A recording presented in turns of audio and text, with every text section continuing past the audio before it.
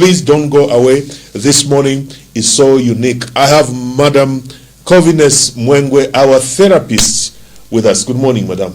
Good morning. How are you? I'm okay. How are you?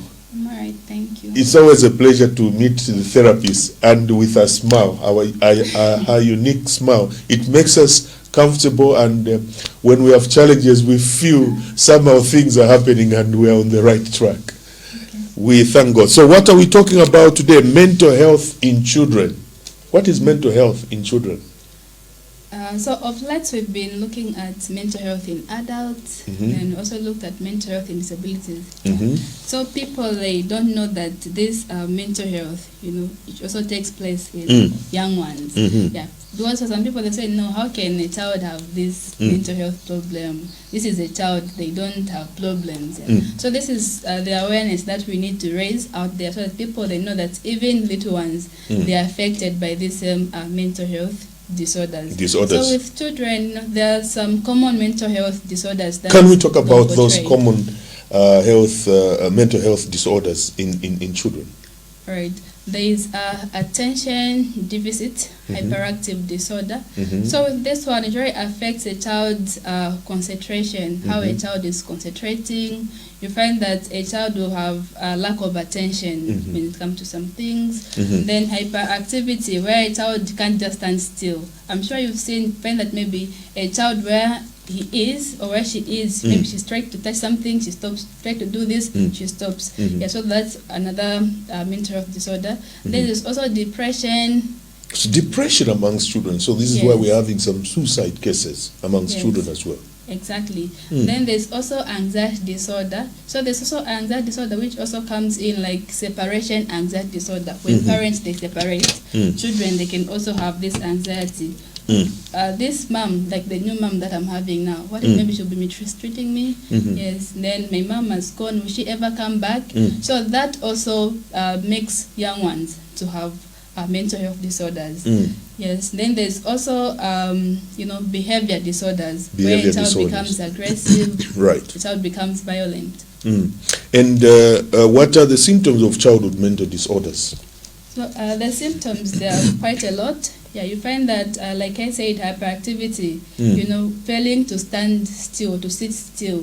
A child just wants to be touching things where a child is. It could be at school. If it's at a church setup, you find that a child is just failing to sit in church, just wants maybe to be moving around, maybe touching people, just like that.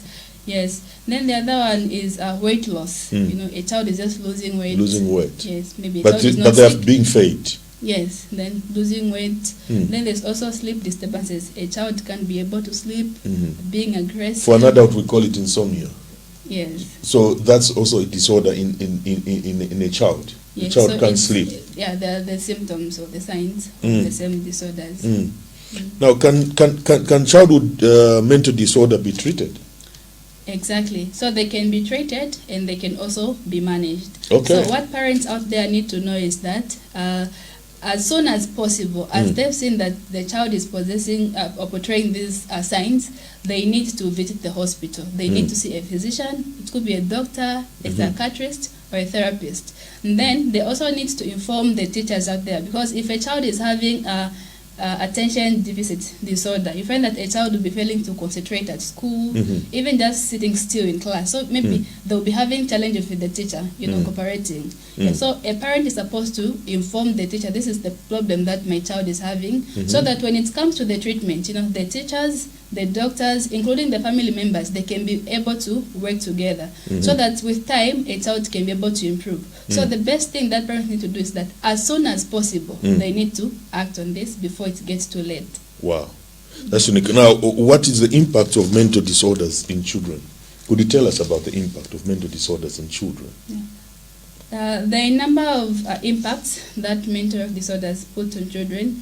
Yeah, so you find that if a child is having this, a child will have problems with associating with the family, have problems at school, the behavior. We've seen, children who are aggressive at school, beating, their fellow pupils at school. And then, again, if these disorders, they are not well treated, when someone is young. When someone grows old, you know, they'll become unfinished business. Someone Okay, can unfinished business. Exactly. There's Someone- continuity of challenges there. Yes, someone can have a post-traumatic stress disorder. You know, Say that again? post-traumatic Post-traumatic stress disorder. Stress disorder. You find that this child during childhood had depression. So as they grow up, they'll still be growing with it. So they have this PSTD as they are growing up. Now, what's the how can parents, affect children's mental health? Because I believe this is very unique, and parents play a pivotal role, in the mental health of these children. Yeah. So when it comes to parents, many parents, quite right, they take care of the children, but there's some things that maybe they can do which can affect a child's mental health. For example, when it comes to setting high standards, for children. Yeah. When you go to school, I want you to get number one. Wait, because that's what most of us parents do. We want to tell our child, when you go to school, I'm guilty maybe. I tell my children. So there's nothing wrong with saying that, but it also has some impacts on the child. Bear in mind that there are also some learning disabilities that people have. Even in young ones, they have them. Yeah.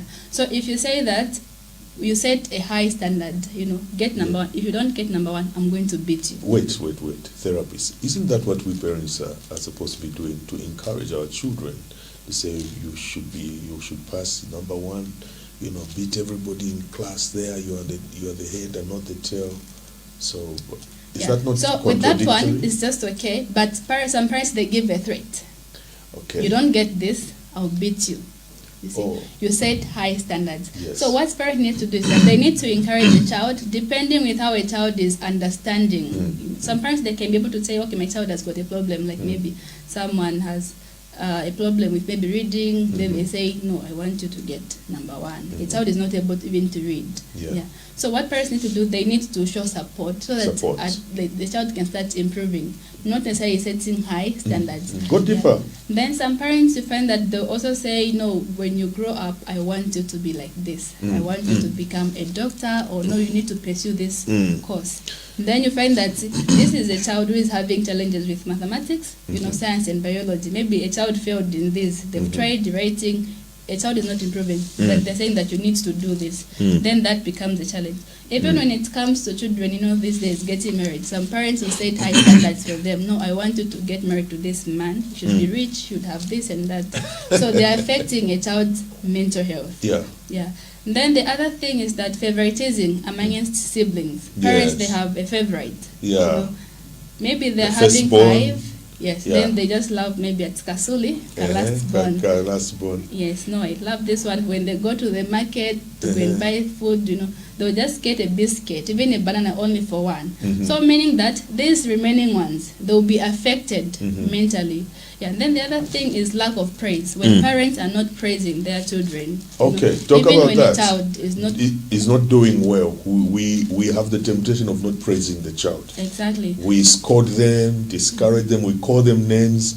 So psychologically that affects them, right? Exactly. It affects children. So you find that a child can do something, right? Some parents will say, inekutasha mwananga siningaese because nkamtasha azapusa yazambo kubistila mumanje. But parents don't know that what they are doing, they are actually destroying that child. The self-esteem. Exactly. And then the other thing, you find that parents, they are not always there for their children. They're always busy with work. After work, they come back home, they're on their phones. They don't have time to find out what is happening around that place, find out like how a child is doing. So all those things, they also affect a child. Then the other thing is judgment and punishment. A child does something bad, how are you able to correct that child? For some parents, they beat. They beat. Then even the judgment that parents give. Some parents, they say, "Uyumana sanga chinje." So once you say that, a parent will get it even to adult stage. Say, my mom or my dad said, I can never change. So this is just me. How can parents now help improve the mental health of these children? Yeah. So what parents need to do is that they need to give more praises. Praises is very vital, because when a parent praises a child, it raises the child's self-esteem. Not just a child, anyone, even an adult, even me, I need to be praised. You need to be praised. Exactly. You're doing a fantastic job here on Delight Morning Show on Revelation TV. The people learning and the people calling, because this is helping. Yeah. So parents need to give more of praises so that a child's self-esteem Is improved.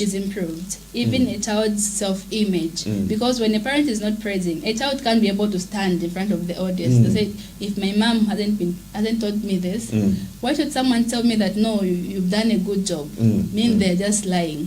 Yeah. Then parents, they also need to have good time with their child. A child needs to learn some social skills. How can a child do that? So that, like, a parent needs to expose the child out there. There are some parents, maybe they don't have money to take their child maybe to these shopping malls or to these play parks. But I've seen some parents, they do that thing at Waida or Game Home. Just outside the home, they can be able to do those things. So there are social things that can be done in a home setup. Exactly. Even without money. Just dancing, parents dancing with the little ones, singing. So those activities, they can be able to do them. Then they also need to know about how they can be passing punishment to a child. It's not really necessarily beating, because beating, to some extent, it makes damaging. A child, to be more stubborn. Stubborn. Exactly. Wow. Wow. That's amazing. That's amazing. And finally, we have 1.5 minutes to go. What word of advice would you give to parents who are watching right now, who have, who are already guilty of what we've talked about in terms of how they've raised their children, they have lowered the self-esteem of these children, and damaged them in a way psychologically? What word of encouragement can you give them? Because they say failure is not final. Exactly. So parents out there, my encouragement is that if you've seen that your child is behaving that kind of manner, you need to see a physician very fast, because if you delay, you are damaging your child. A physician and a therapist like you? Yes, including some teachers. They can also put them in the same treatment. Yeah, that's what parents need to do. And then you need also to have more time for your child, finding out what is wrong. And then if you've noticed that from the things that we've raised, maybe there's something where you're not doing right, there's improvements. You can make some improvements. Then if you're having a challenge on how to go about it, when you come to see a therapist, they'll be there to guide you on how well you can be able to talk to your child. People watching, and finally they would like to get your contact. Probably they need help. I know they can get in touch with us at Revelation TV, but maybe your personal contact? They can call me on 0964 94 15 90, or they can reach me on my Facebook page. Yes, Heart and Soul Transformation Therapy Center. Well, this has been a beautiful Delight Morning Show on children's mental health with Madam Covines Mwengo, our therapist. And I believe a lot of people are being blessed, so would like you to get in touch with us at Revelation TV in case you need help and need more details. After this, we're going for news. When you watch the news, don't go away. I'll be back with an anointed man of God. God bless you. I'll see you again.